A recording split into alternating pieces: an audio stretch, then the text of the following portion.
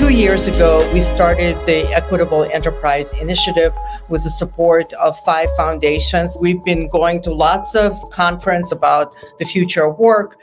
And there was kind of a general theme, which is that automation is coming. It's going to eat our jobs. Everybody has to be trained, retrained, reskilled.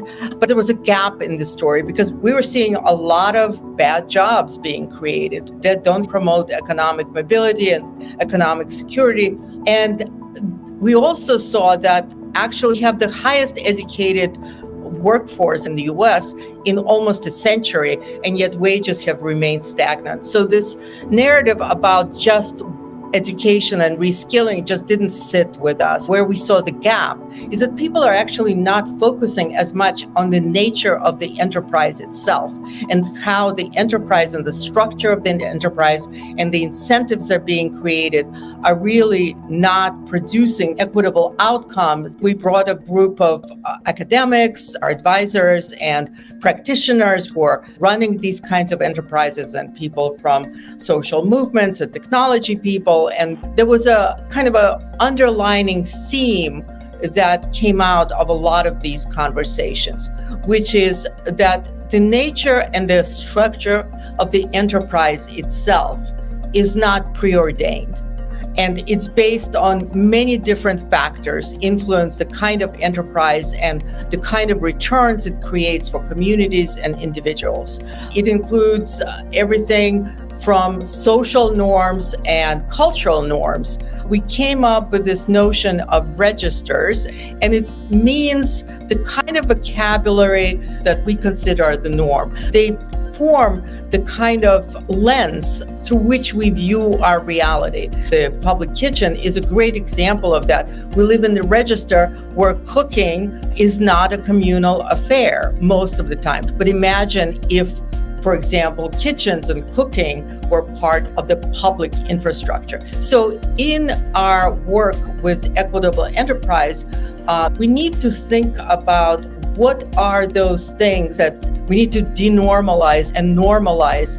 We need to kind of change the register in terms of what we think is the nature, the structure, and the purpose of business and the purpose of enterprise. The register we're in now produces this highest levels of inequality we've seen in almost a century, a lot of racial disparities, a lot of negative impacts on our climate. If you believe this register is not working very well, this is a place for us to think about how do we change that register and what do we need to do. I've been thinking a lot about how finance became our register, our way of understanding the world. And in some sense, finance has become this master metaphor for the way we think about the world in our lives. I think about my sister.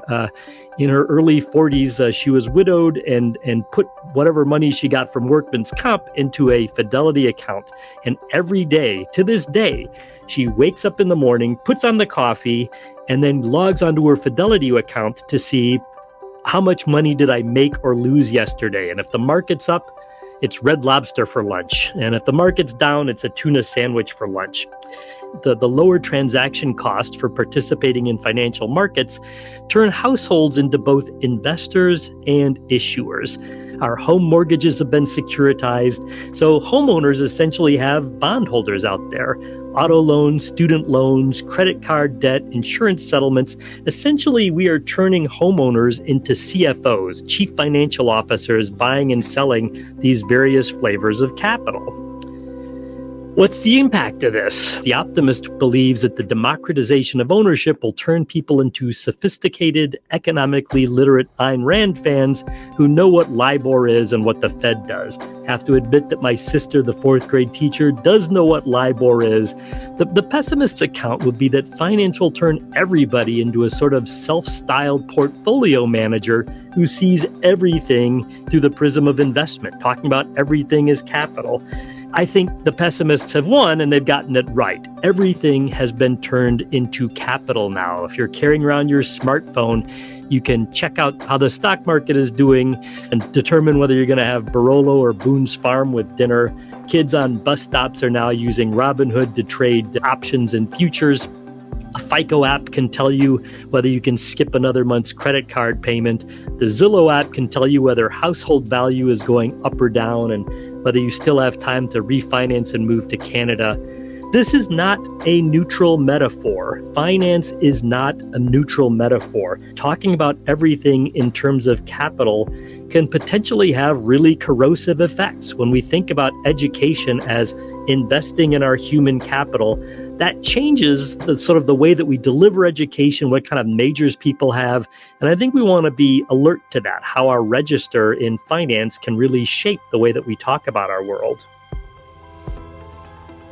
I'm seeing really four main activities, or what we could call kind of four human interventions in the machine that allow us to change the register. Denaturalizing power is simply helping people recognize that the underlying assumptions embedded in our world are inventions and social constructions that now we're mistaking for conditions of nature. Once you've denaturalized power, you can begin to trigger agency in people. Triggering agency is not really about revolution so much as a change in orientation, right? The law is no longer sacred. It's a human artifact so that we can write it and rewrite it ourselves. We retrieve the functions that institutions have failed to deliver on, and we find new ways to provide them. So in order to do any of this, we move to my third human intervention, which is basically to re-socialize people,